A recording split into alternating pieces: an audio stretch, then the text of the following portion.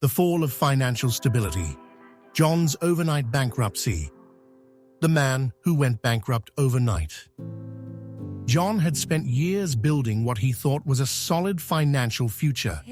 He had a good job, a beautiful home, and a credit score that made banks eager to lend him money. He wasn't reckless. He followed the rules of personal finance, making minimum payments on his credit cards, taking out loans when needed, and trusting that his growing salary would always keep him afloat. Then the nightmare began. One night, John received an email from his bank. His credit card limit had been slashed due to a sudden change in the bank's risk assessment. With maxed out cards and no cushion, his credit score plummeted instantly. The next morning, his employer announced unexpected layoffs. He was one of them. Without his income, he couldn't cover his mortgage, loans, or even basic expenses. Desperate, he turned to his emergency savings, only to realize that inflation had already eaten away much of its value.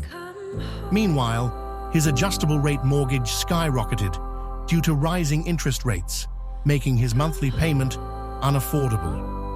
Within weeks, debt collectors flooded his phone with threats, and his once-prized home slipped into foreclosure.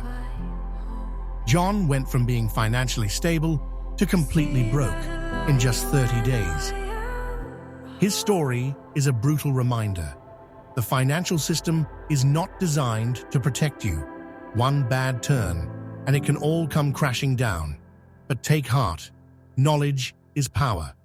And a taste of bitter can remind us how sweet the good times really are. Don't be discouraged, but stay vigilant and steadfast. The darkest hour has only 60 minutes.